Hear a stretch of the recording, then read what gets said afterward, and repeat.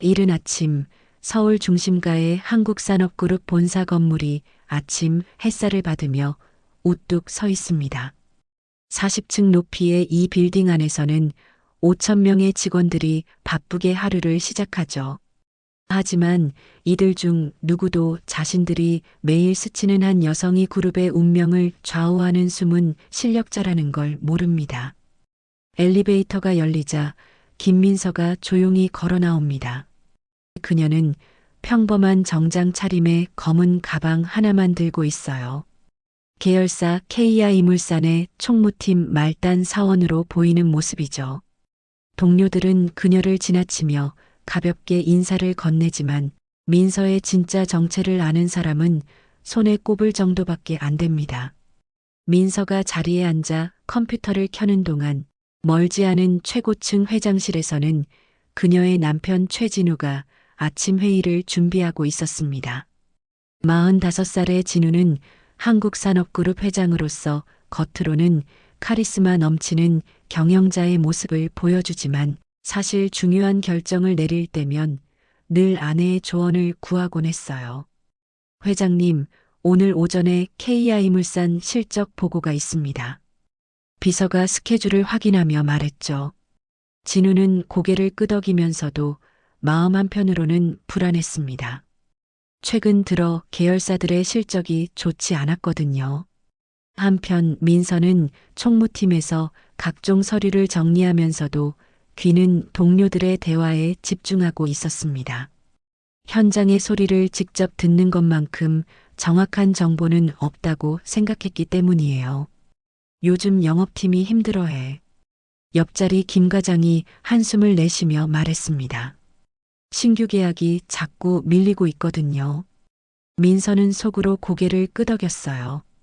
이미 파악하고 있던 문제였지만 현장의 생생한 목소리를 들으니 상황이 더욱 명확해졌죠. 점심시간이 되자 민서는 홀로 회사 카페테리아에 앉아 있었습니다. 그때 익숙한 목소리가 들려왔어요. 민서야, 여기 있었구나. 박수경이 화려한 옷차림으로 다가왔습니다. 수경은 민서의 대학 동창이자 KI물산 상무 이도연의 아내였어요. 하지만 수경은 늘 민서를 내려다보는 듯한 태도를 보였죠. 어머, 수경아. 웬일이야? 민서가 담담하게 인사했습니다. 남편한테 잠깐 일이 있어서 왔는데 내가 아직도 여기서 일하고 있다니 놀랍네. 수경의 말투에는 묘한 우월감이 섞여 있었어요. 우리 도연이는 요즘 정말 바빠. 회사 일이 산더미처럼 쌓여 있거든. 민서는 조용히 미소를 지었습니다. 수경이 모르는 사실이 있었거든요. 바로 이도연이 처리하지 못해 골치를 앓고 있는 그 업무들을 사실은 민서가 뒤에서 해결책을 제시하고 있다는 것 말이에요. 그래, 다들 고생이 많지. 민서가 담담하게 답했어요.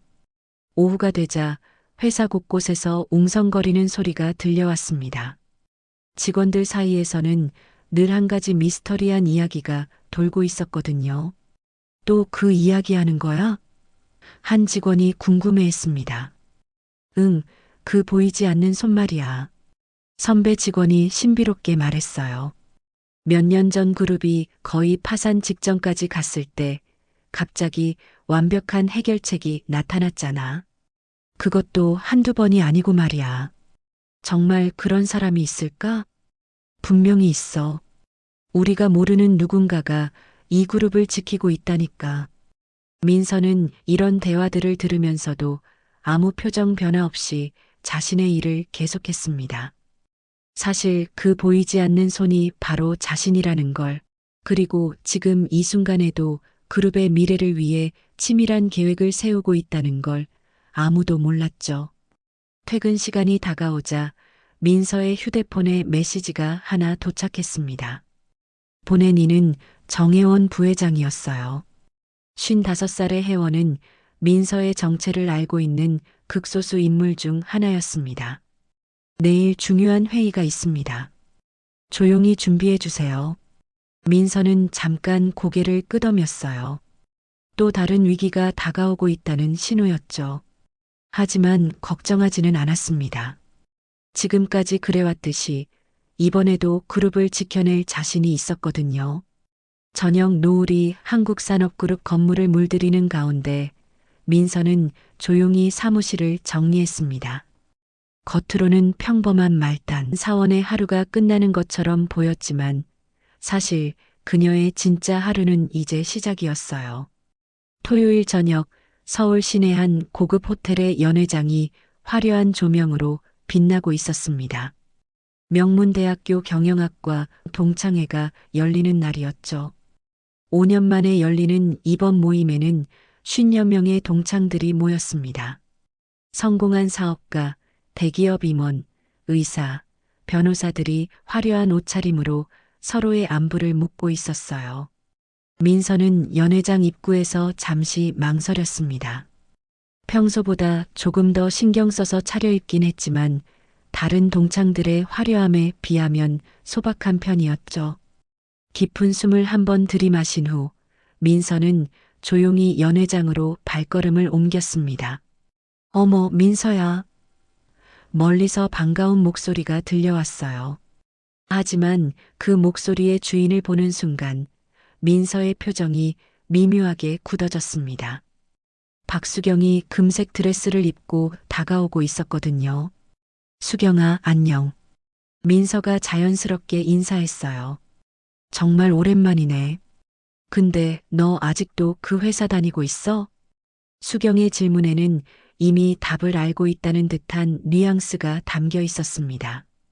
주변에 있던 다른 동창들도 하나둘씩 모여들기 시작했어요. 대부분 수경의 화려한 모습에 시선을 빼앗기고 있었죠. 여러분, 우리 김민서 기억하죠? 수경이 목소리를 높여 말했습니다. 학창시절 공부도 잘하고 똑똑했던 민서 말이야. 아, 맞다. 민서야, 정말 오랜만이네. 한 동창이 반갑게 말했어요. 지금 뭘 하고 있어? 민서가 대답하려던 순간 수경이 먼저 입을 열었습니다. 민서는 지금 KI물산에서 일하고 있어요. 총무팀에서 말이야. 오, KI물산? 한국산업그룹 계열사 맞지? 다른 동창이 관심을 보였습니다. 맞아요. 수경의 입꼬리가 살짝 올라갔어요. 우리 남편도 그 회사 다니거든요. 상무로 말이야. 분위기가 묘하게 변하기 시작했습니다. 동창들은 수경의 말을 듣고 서로 의미심장한 눈빛을 주고받았어요. 그럼 민서는 수경이 남편 밑에서 일하는 거네? 한 동창이 물었죠. 뭐, 그런 셈이죠. 수경이 우아한 척하며 답했습니다. 물론 직접적인 상하관계는 아니지만 같은 회사니까. 민서는 조용히 미소를 지으며 듣고 있었어요. 시간이 흐르면서 술이 몇 잔 들어가자 수경의 말이 점점 거침없어졌습니다. 정말 세상 참 알 수 없어요. 같은 대학 나와서 누구는 임원 부인이 되고 누구는 아직도 말단 사원이고 말이야. 주변이 조용해졌어요. 모두들 수경이 누구를 두고 하는 말인지 알 수 있었거든요. 수경아, 그런 말은. 한 동창이 말리려 했지만 수경은 멈추지 않았습니다. 아니, 사실을 말하는 건데 뭐가 잘못됐어요? 우리 민서, 학창 시절엔 정말 똑똑했잖아. 그런데 지금 보니까 좀 아쉽네요. 수경의 목소리가 점점 커졌어요. 명문대 졸업하고 20년 가까이 지났는데 아직도 그 자리에 있다니. 연회장 내 50여 명의 동창들이 모두 이쪽을 바라보고 있었습니다. 어떤 이들은 당황한 표정을, 어떤 이들은 구경거리를 보는 듯한 시선을 보내고 있었죠. 물론 직업에 귀천은 없다고 하지만 수경이 계속 말을 이었습니다. 그래도 능력 있는 사람은 그에 맞는 자리에 있어야 하는 거 아닌가요? 우리 남편은 벌써 상무까지 올라갔는데. 민서는 여전히 조용한 미소를 지으며 수경의 말을 듣고 있었어요.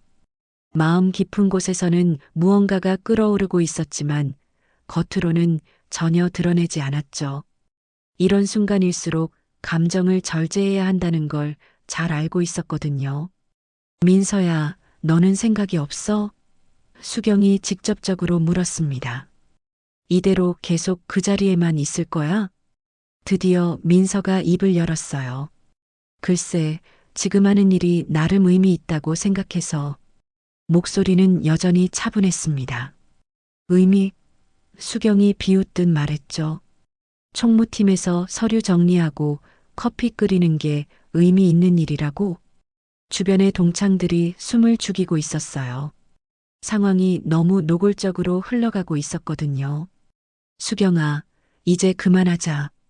한 남자 동창이 나서려 했지만 수경은 이미 멈출 수 없는 상태였습니다. 아니에요. 정말 궁금해서 그러는 거예요. 우리 모두 같은 출발선에서 시작했잖아요. 그런데 왜 이렇게 차이가 나는지 말이야. 수경의 눈빛이 날카로워졌어요. 혹시 노력을 안 한 건 아니야? 그 순간 연회장 안이 완전히 조용해졌습니다. 모든 시선이 민서에게 집중되었죠. 어떤 이들은 민서를 동정하는 눈빛으로, 어떤 이들은 호기심 어린 시선으로 바라보고 있었어요. 민서는 천천히 일어났습니다. 얼굴에는 여전히 차분한 표정이 떠 있었지만 마음속으로는 이 모든 순간을 기억하고 있었어요. 언젠가 진실이 밝혀지는 날, 오늘의 이 굴욕이 얼마나 아이러니한 상황이었는지 모두가 깨닫게 될 거라는 걸 알고 있었거든요. 화장실 좀 다녀올게. 민서가 조용히 말했어요. 그리고는 우아하게 자리를 떠났습니다. 연회장에 남은 동창들은 어색한 침묵 속에서 서로를 바라봤어요. 수경만이 만족스러운 표정으로 와인 잔을 기울이고 있었죠. 하지만 그녀는 모르고 있었습니다. 자신이 방금 전 모욕한 그 여성이 남편의 직장과 자신의 안락한 삶을 지켜주는 진짜 실력자라는 사실을 말이에요. 동창회가 끝난 지 사흘이 지났지만 민서에게는 평온한 시간이 찾아오지 않았습니다. 월요일 아침 출근길 휴대폰 알림음이 계속해서 울려댔어요. 처음에는 업무 메시지려니 생각했지만 확인해 보니 소셜 네트워크 서비스 알림들이었죠. 민서가 앱을 열어보는 순간 얼굴이 굳어졌습니다. 박수경이 올린 게시물들이 연달아 보였거든요. 화려한 브런치 사진 아래에는 이런 글이 적혀 있었어요. 오랜만에 대학 동창들을 만났는데 참 많은 생각이 들었어요. 같은 출발점에서 시작했지만 지금은 정말 다른 삶을 살고 있더라고요. 노력의 차이가 이렇게 크게 나타나는 걸 보니 새삼 놀랍습니다.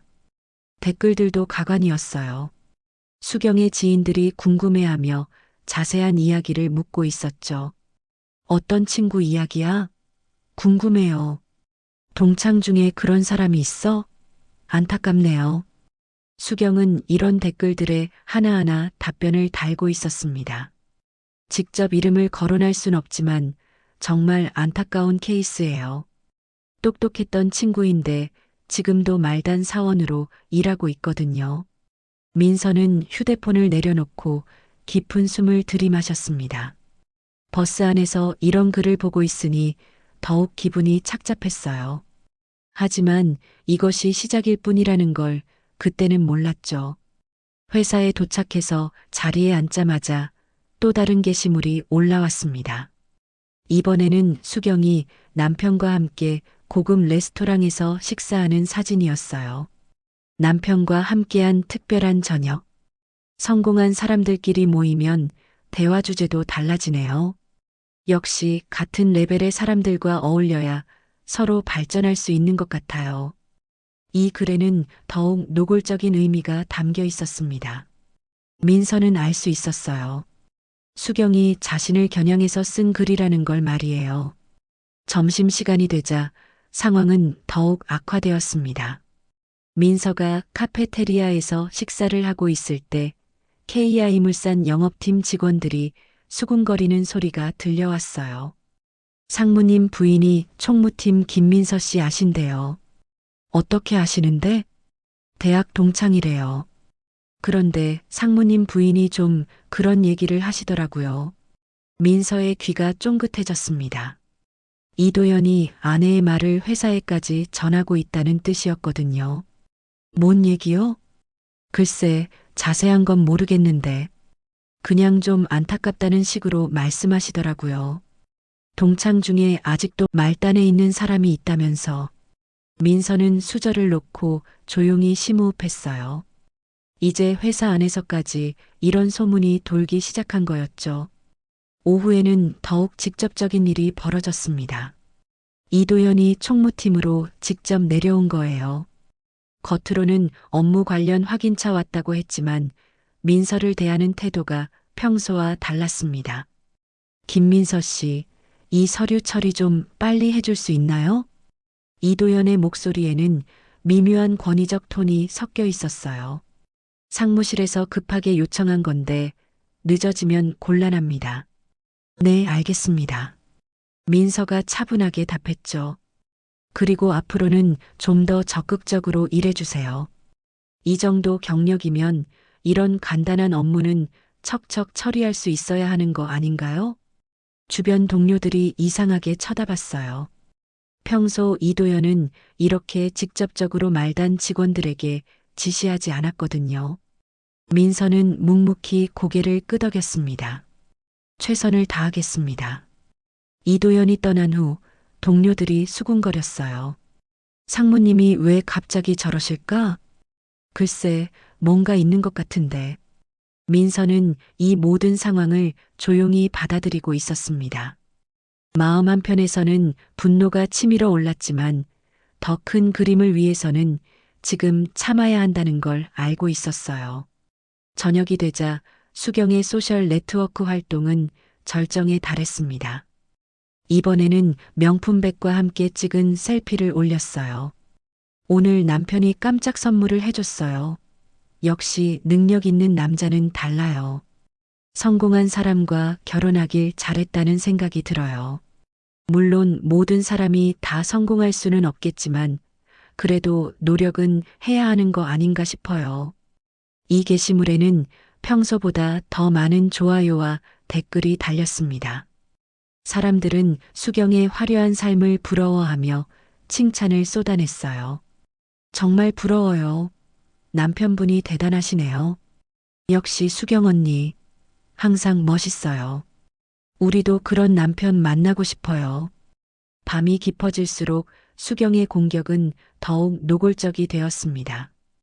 이번에는 동창회 단체 채팅방에 메시지를 보냈어요. 안녕하세요, 여러분. 지난 토요일 정말 즐거웠어요. 그런데 한 가지 아쉬운 점이 있었다면 어떤 친구는 아직도 현실을 받아들이지 못하는 것 같더라고요. 물론 모든 일이 소중하지만 그래도 자신의 처지를 정확히 파악하는 것도 중요한 것 같아요. 몇몇 동창들이 당황스러운 이모티콘을 보냈고 어떤 이들은 대화 주제를 돌리려 애썼어요. 하지만 수경은 멈추지 않았습니다. 저는 그냥 같은 동창으로서 안타까운 마음에 하는 얘기예요. 우리 모두 성공했으면 좋겠거든요. 민서는 차가운 인내심으로 모든 모욕을 기록하고 있었어요. 지금은 당하고만 있는 것처럼 보이지만 언젠가는 이 모든 것이 되돌아갈 것이라는 확신이 있었거든요. 자정이 넘어서야 민서는 휴대폰을 내려놓았습니다. 하루 종일 이어진 수경의 공격에 마음이 상하긴 했지만 동시에 더욱 확고한 다짐을 하고 있었어요. 진실이 밝혀지는 그날까지 이 모든 굴욕을 차분히 견뎌낼 것이라고 말이에요. 창밖으로 보이는 한국산업그룹 본사 건물의 불빛이 여전히 반짝이고 있었습니다. 그 건물 안에서 벌어지고 있는 진실을 수경은 아직 모르고 있었죠. 화요일 새벽 5시 한국산업그룹 본사 건물에는 평소보다 일찍 불이 켜지기 시작했습니다. 밤새도록 긴급회의가 이어졌던 최고층 회의실에서는 임원들의 지친 얼굴들이 보였어요. 최진우 회장은 창밖을 바라보며 깊은 한숨을 내쉬고 있었죠. 회장님, 상황이 정말 심각합니다. 정혜원 부회장이 무거운 목소리로 말했어요. 주력 사업인 조선업에서 3천억 원 규모의 손실이 확정되었습니다. 지난주부터 터져나온 악재들이 눈덩이처럼 불어나고 있었어요. 그룹의 주력 계열사인 한국조선이 수주받은 대형 선박 6척의 건조비가 당초 예상보다 2배나 증가한 거였죠. 원자재 가격 급등과 설계 변경, 그리고 코로나 이후 인건비 상승이 겹치면서 벌어진 일이었습니다. 그게 다가 아닙니다. 재무 담당 상무가 떨리는 목소리로 보고했어요. 베트남 화학공장 프로젝트도 현지 정부의 환경규제 강화로 중단 위기에 놓였습니다. 이미 투입된 자금만 2천억 원이 넘어요.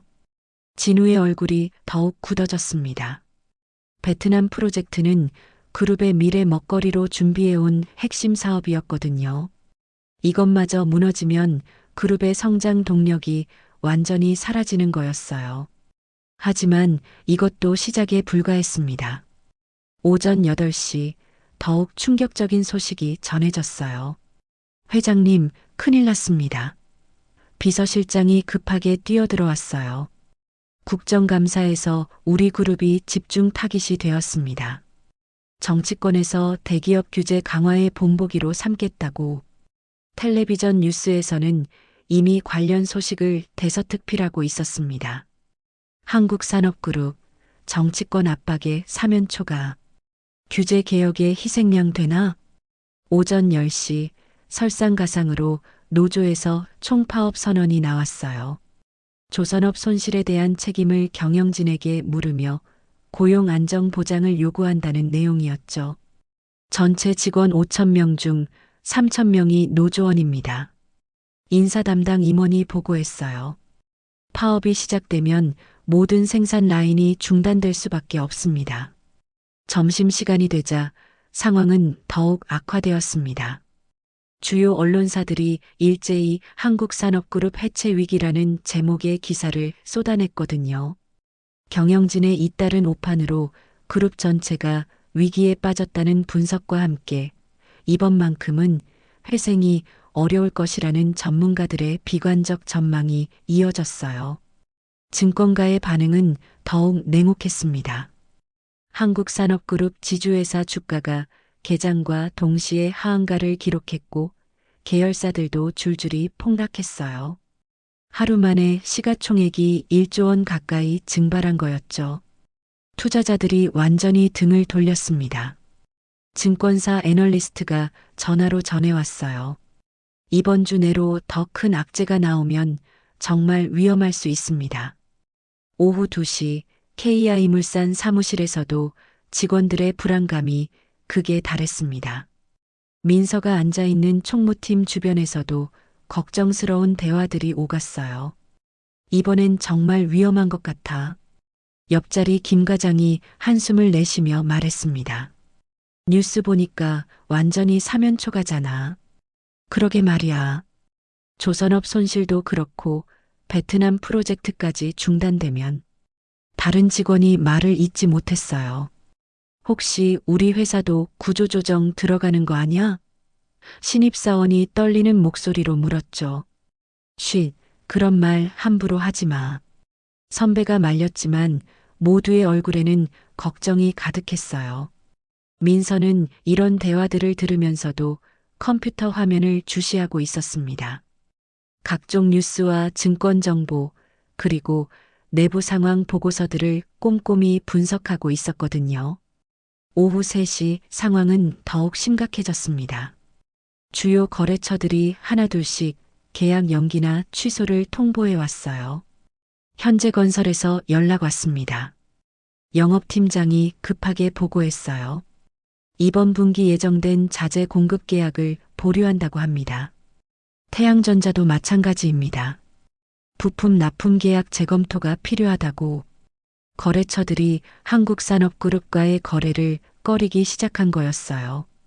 그룹의 신용도에 대한 우려 때문이었죠.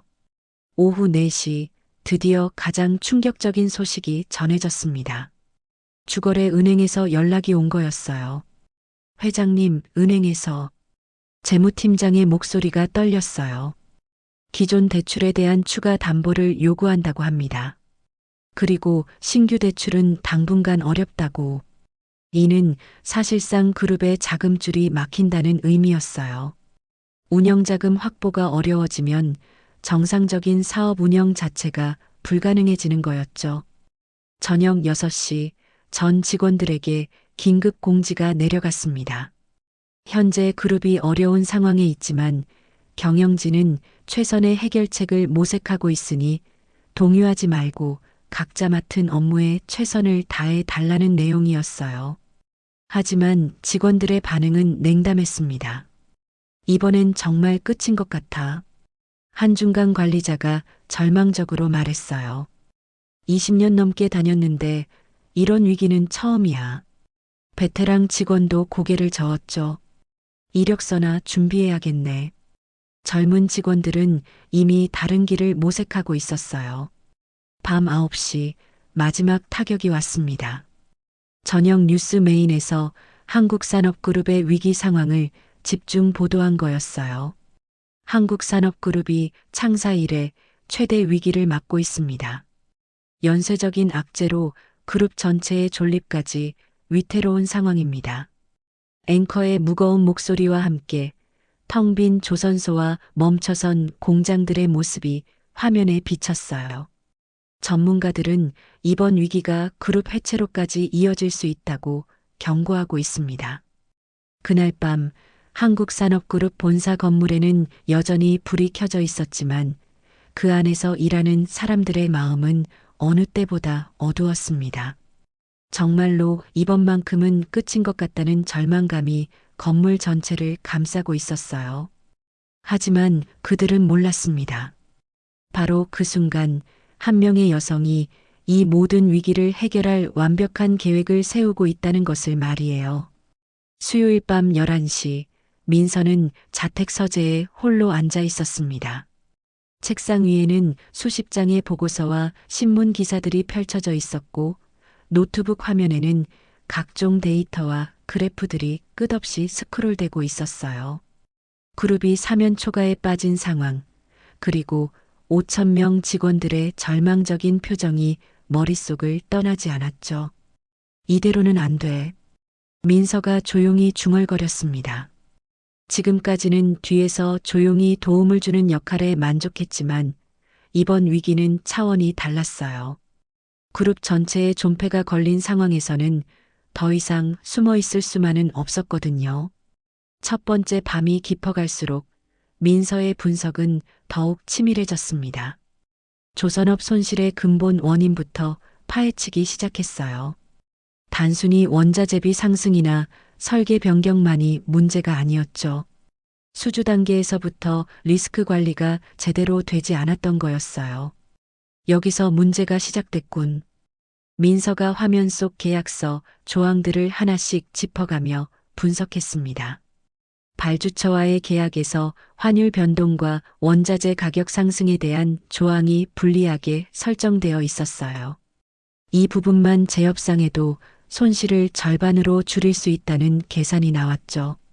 목요일 새벽 4시 민서는 여전히 깨어 있었습니다. 이번에는 베트남 화학 공장 프로젝트를 분석하고 있었어요. 현지 환경 규제가 강화된 것은 사실이지만 완전히 포기할 필요는 없었죠.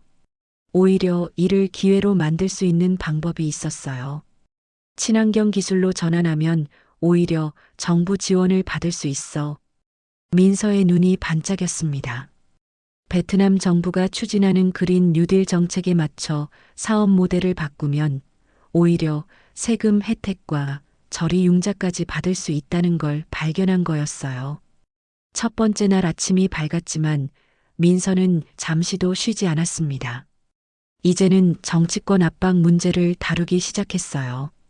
언뜻 보기에는 해결 불가능해 보였지만 민서만의 독특한 관점이 있었죠. 정면 대결보다는 상생 모델을 제시하는 게 낫겠어. 민서가 새로운 전략을 구상하기 시작했습니다. 정치권이 원하는 것은 대기업 규제를 통한 국민들의 지지였어요. 그렇다면 한국산업그룹이 먼저 상생 협력 모델을 제시하면서 여론을 바꿔놓을 필요가 있었죠. 중소기업가의 동반 성장 펀드 설립, 청년 일자리 창출 프로그램, 지역경제 활성화 프로젝트까지 민서는 정치권이 거부할 수 없는 매력적인 제안들을 하나씩 설계해 나갔어요. 목요일 오후 노조 문제 해결책을 고민하던 민서의 얼굴에 미소가 떠올랐습니다. 결국 모든 건 소통의 문제야. 노조가 진짜 원하는 건 고용 안정이었어요. 그렇다면 단순히 구조조정을 하지 않겠다고 약속하는 것보다 더 적극적인 대안을 제시하는 게 좋겠다고 판단했죠. 새로운 사업 영역 진출을 통한 일자리 확대, 직원 재교육 프로그램을 통한 역량 강화, 성과 공유제를 통한 상생 모델까지 노조가 협상 테이블에 앉을 수밖에 없는 조건들을 만들어가고 있었어요. 두 번째 밤이 깊어갈수록 민서의 종합 전략은 완성도를 더해갔습니다. 각각의 문제들이 독립적인 게 아니라 서로 연결되어 있다는 걸 깨달았거든요. 조선업 구조조정을 통해 절약된 자금으로 신규 사업에 투자하고 그 과정에서 생긴 일자리로 노조를 설득하고 상생 모델로 정치권을 만족시키는 민서가 전체 그림을 그려가며 중얼거렸어요. 가장 핵심은 해외 신규 시장 진출이었습니다. 베트남 프로젝트의 경험을 살려서 동남아시아 전체로 사업을 확장하는 거였어요. 특히 인도네시아와 태국의 인프라 건설 프로젝트에 참여하면 단숨에 수조원 규모의 새로운 수익원을 확보할 수 있다는 계산이 나왔죠. 그런데 이걸 어떻게 실행하지? 민서가 잠시 고민에 빠졌습니다. 지금까지는 뒤에서 조언하는 역할에 만족했지만 이번 위기를 해결하려면 직접 나서야 할 필요가 있었어요. 금요일 새벽 5시 마침내 민서는 결심을 굳혔습니다. 48시간 동안 잠 한숨 제대로 자지 않고 만들어낸 완벽한 해결책을 바라보면서 더 이상 뒤에 숨어 있을 수는 없다는 걸 깨달았거든요. 손떨림을 억누르며 민서는 휴대폰을 들었습니다. 정혜원 부회장의 번호를 누르고 통화 버튼을 눌렀어요. 여보세요, 부회장님. 민서의 목소리는 평소와 달리 단호했습니다. 민서 씨? 이 새벽 시간에 무슨 일이? 혜원의 목소리에서 놀라움이 묻어났어요. 지금 만날 수 있을까요? 중요한 얘기가 있습니다. 물론이죠. 회사로 오시겠어요? 아니에요. 조용한 곳에서 만나죠. 서초동 커피숍 아시죠? 거기서 7시에 만나요. 통화를 끊고 나서 민서는 깊은 숨을 들이마셨습니다. 드디어 자신의 정체를 드러내고 직접 나설 때가 온 거였어요. 오전 7시 조용한 커피숍에서 두 사람이 마주 앉았습니다. 혜원은 민서의 진지한 표정을 보며 뭔가 중대한 일이 벌어질 것이라는 예감을 했어요. 부회장님, 저는 더 이상 뒤에서 지켜보고만 있을 수 없어요. 민서가 차분하지만 확고한 목소리로 말했습니다. 그룹이 이렇게 위험한 상황에 빠진 마당에 제가 할 수 있는 일을 하지 않는다면 5천 명의 직원들과 그 가족들에게 죄스럽거든요. 혜원이 고개를 끄덕였어요. 그래서 어떻게 하실 생각이세요? 민서는 가방에서 두꺼운 파일을 꺼냈습니다. 48시간 동안 분석한 결과입니다. 현재 위기를 완전히 해결할 수 있는 종합 전략이에요. 혜원이 파일을 넘기며 눈이 점점 커졌어요. 조선업 손실 최소화 방안부터 베트남 프로젝트 재개 전략, 정치권 협상안, 노조 상생 모델, 그리고 동남아시아 신규 시장 진출 계획까지 모든 게 치밀하고 구체적으로 설계되어 있었거든요. 정말 놀랍습니다. 이 정도 수준의 전략이라면 혜원의 목소리에 감탄이 섞였어요. 이제 저는 직접 나서겠어요. 민서의 눈에는 강한 의지가 담겨 있었습니다. 더 이상 말단 사원으로 숨어 있지 않을 거예요. 그룹을 구하기 위해서라면 제가 누구든지 상관없어요. 그 순간 한국산업그룹의 진짜 구세주가 마침내 모습을 드러낼 준비를 마쳤습니다. 월요일 오후 2시 한국산업그룹 본사 지하 1층 대강당에는 전례 없는 광경이 펼쳐지고 있었습니다. 5천 명의 전 임직원들이 빈자리 없이 가득 채운 강당 안은 숨막힐 듯한 긴장감으로 가득했어요.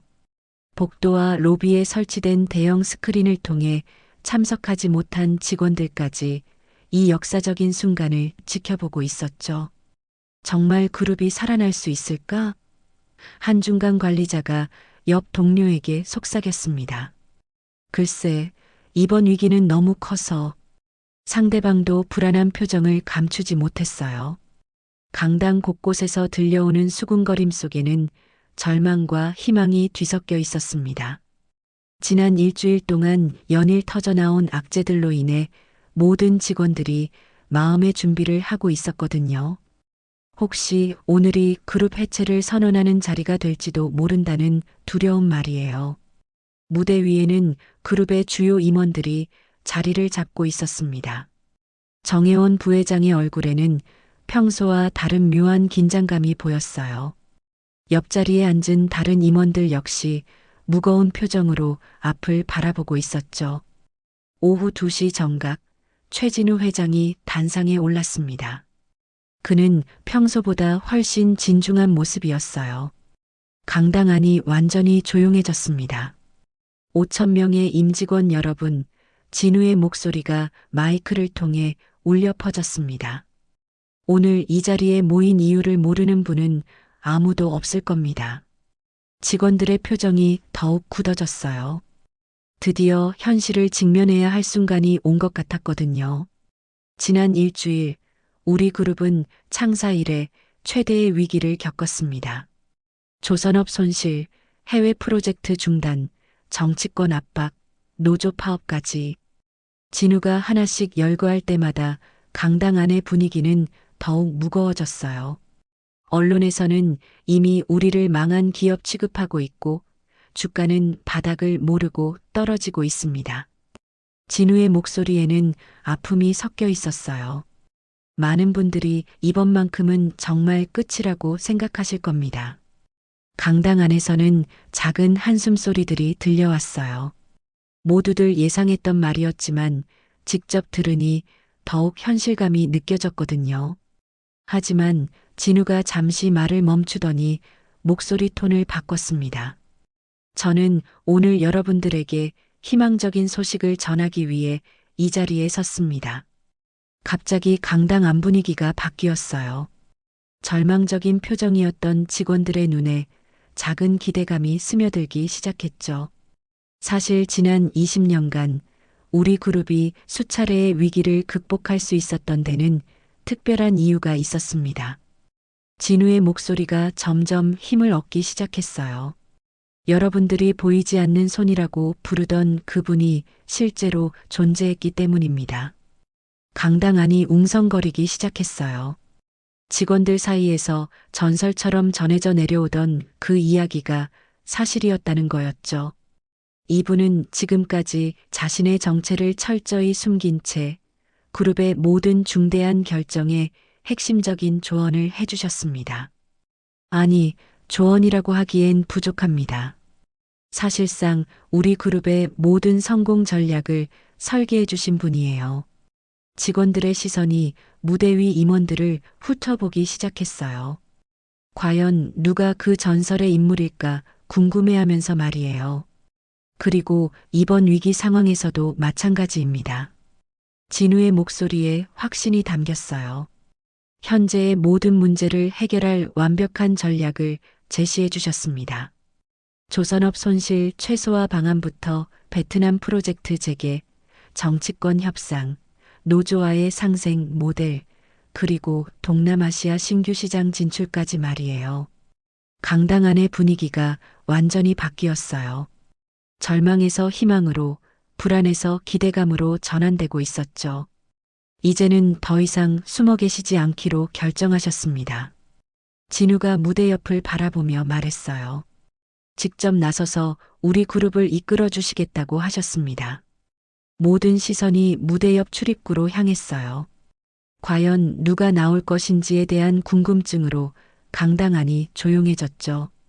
그분은 진우가 잠시 말을 멈추더니 감정이 북받쳐 올라오는 듯한 목소리로 말했습니다. 우리 그룹을 구한 진짜 주인공이자 제가 가장 존경하고 사랑하는 분입니다. 그 순간 무대 옆문이 열리면서 한 여성이 조용히 걸어 나왔습니다. 검정색 정장을 입은 김민서였어요. 평소보다 더욱 당당한 걸음으로 하지만 여전히 차분한 표정으로 단상을 향해 걸어오고 있었죠. 처음 몇 초 동안은 강당 안이 완전히 조용했어요. 많은 직원들이 민서를 알아보긴 했지만 상황을 제대로 이해하지 못하고 있었거든요. 김민서? 누군가가 작은 목소리로 중얼거렸어요. 총무팀 김민서 씨 아냐? 그런데 왜? 점점 더 많은 직원들이 민서를 알아보기 시작했어요. 그리고 상황이 이해되기 시작하면서 강당 안에 충격의 물결이 일어나기 시작했죠. 설마. 한 부장이 믿기지 않는다는 표정으로 중얼거렸어요. 그 전설의 인물이 김민서 씨였다고? 민서가 마이크 앞에 섰을 때 강당 안은 완전한 정적에 휩싸였습니다. 그리고 그 순간 누군가가 일어나서 박수를 치기 시작했어요. 1명, 2명, 그리고 순식간에 5,000명 전체가 일어나서 우렁찬 박수를 보냈죠. 박수 소리가 강당을 가득 채웠어요.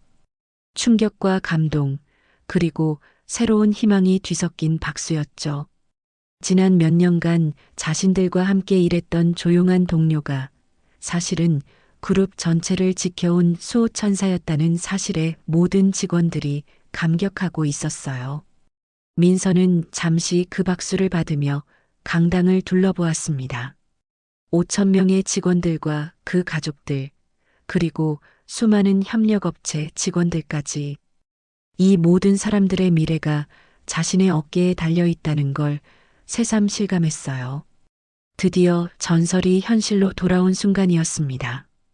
강당 뒤편 임원 가족석에 앉아있던 박수경의 얼굴이 순간 하얗게 질렸습니다. 방금 전까지도 남편 이도연의 팔짱을 끼고 우아한 미소를 짓고 있었는데 민서가 무대에 등장하는 순간 모든 것이 멈춰버린 것 같았어요. 저게 무슨... 수경의 입술이 파르르 떨렸습니다. 며칠 전 동창회에서 명문대 나와서 고작 말단 사원이라며 공개적으로 조롱했던 바로 그 민서가 5,000명의 직원들로부터 기립박수를 받으며 단상에 서 있는 거였어요. 그것도 그룹을 구한 전설의 실권자로 말이죠. 여보, 저 사람이... 수경이 떨리는 목소리로 남편에게 말했지만 이도연은 대답하지 않았어요. 그의 얼굴도 마치 돌로 만든 조각상처럼 굳어 있었거든요. 이도연의 머릿속은 복잡했습니다.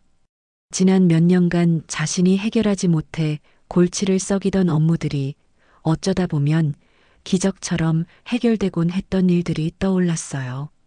그때마다 자신의 능력 덕분이라고 생각했는데 사실은 민서가 뒤에서 도와주고 있었던 거였죠. 상무님, 옆자리에 앉아있던 다른 임원이 작은 목소리로 말했어요. 혹시 부인께서 저분과... 아닙니다. 이도연이 급하게 손을 저었지만 이미 주변 임원들의 시선이 달라지고 있었어요. 수경은 주변의 시선들을 느끼며 점점 더 당황했습니다. 임원 부인들이 자신을 바라보는 눈빛이 예전과 완전히 달라져 있었거든요. 며칠 전까지만 해도 부러워하는 눈빛이었는데 이제는 당혹감과 경멸이 섞인 시선이었어요. 저 사람이 정말 그 유명한... 한 부인이 수군거렸어요. 맞아. 우리가 늘 궁금해하던 그분이 바로... 그런데 박 상무 부인이 저분과 아는 사이라면서? 수경의 심장이 빨리 뛰기 시작했어요. 자신이 지난 몇일간 소셜 네트워크에 올렸던 글들이 머릿속을 스쳐 지나갔죠. 실패한 동창, 안타까운 케이스, 말단 사원이라며 민서를 조롱했던 모든 내용들이 말이에요. 아니야, 이건 뭔가 잘못된 거야. 수경이 속으로 중얼거렸지만 현실을 부정할 수는 없었어요. 지금 무대에서 5천 명의 박수를 받고 있는 사람이 바로 자신이 며칠간 비웃었던 김민서였으니까요. 무대에서는 민서가 차분한 목소리로 말하기 시작했습니다. 지난 20년간 저는 여러분들과 함께 이 그룹을 지켜왔습니다. 비록 뒤에 숨어서였지만 수경은 민서의 말을 듣고 있을 수가 없었어요. 머릿속이 온통 하얗게 변해버렸거든요. 지난 며칠간의 자신의 행동들이 얼마나 어리석었는지 깨닫기 시작했죠. 여보, 우리 집에 가자. 수경이 이도연의 팔을 잡아당겼지만 남편은 꿈쩍도 하지 않았어요. 지금 나갈 수 없어. 이도연이 차가운 목소리로 말했어요. 모든 임원이 다 보고 있는데 실제로 주변 임원들의 시선이 따가웠습니다. 누군가는 동정의 눈빛으로, 누군가는 호기심으로, 그리고 누군가는 명백한 경멸의 시선으로 이도연 부부를 바라보고 있었어요. 부인께서 정말 김민서 씨랑 동창 사이라고 하시던데? 옆자리 부장이 조심스럽게 물었어요. 아니, 그게... 이도연이 말을 더듬었어요. 아내가 민서와 대학 동창이라는 걸 모든 사람이 알고 있었거든요. 수경은 이 상황을 벗어나야 한다는 생각뿐이었어요. 무대에서는 민서의 연설이 계속되고 있었습니다. 앞으로는 더 이상 뒤에 숨지 않겠습니다. 여러분들과 함께 이 위기를 극복하고 더 강한 그룹을 만들어 나가겠습니다. 강당 안에서는 또다시 박수가 터져 나왔어요. 하지만 수경에게는 그 박수 소리가 자신을 조롱하는 것처럼 들렸죠. 저기, 박 상무님. 뒤편에 앉아있던 과장이 조심스럽게 다가왔어요. 부인께서 김민서 씨와 친하시다고 들었는데 정말 부럽습니다. 그런 대단한 분과 동창이시라니. 아, 그게... 수경이 어떻게 대답해야 할지 몰라 당황했어요. 혹시 전부터 김 이사님이 그런 분이라는 걸 아셨나요? 수경의 얼굴이 더욱 창백해졌어요. 이제 거짓말을 할 수도 진실을 말할 수도 없는 상황이 되어버렸거든요. 우리 먼저 나가자. 수경이 다시 한번 남편의 팔을 잡아당겼어요. 하지만 이도연은 여전히 자리에서 일어나지 않았습니다. 지금 나가면 더 이상해 보여. 끝까지 들어야 해. 수경은 절망감에 빠졌어요. 며칠 전까지만 해도 자신이 우월한 위치에 있다고 생각했는데 순식간에 모든 게 뒤바뀌어 버린 거였죠. 그것도 자신의 어리석음 때문에 말이에요. 민서의 연설이 끝나갈 무렵 수경은 마지막 희망을 걸고 휴대폰으로 급하게 메시지를 보냈어요. 민서야, 축하해. 정말 대단해. 사실 나는 내가 특별한 사람이라는 걸 예전부터 알고 있었어. 하지만 메시지를 보낸 후에도 허탈감만 밀려왔어요. 이미 모든 게 늦어버렸다는 걸 스스로도 알고 있었거든요. 강당에서는 민서를 향한 박수가 계속 이어지고 있었지만 수경에게는 그 모든 소리가 자신의 몰락을 알리는 조종 소리처럼 들렸습니다. 연설이 끝난 후 민서는 임원 회의실로 향했습니다. 그 뒤를 따라 수십 명의 임원들이 긴장한 얼굴로 걸어오고 있었어요.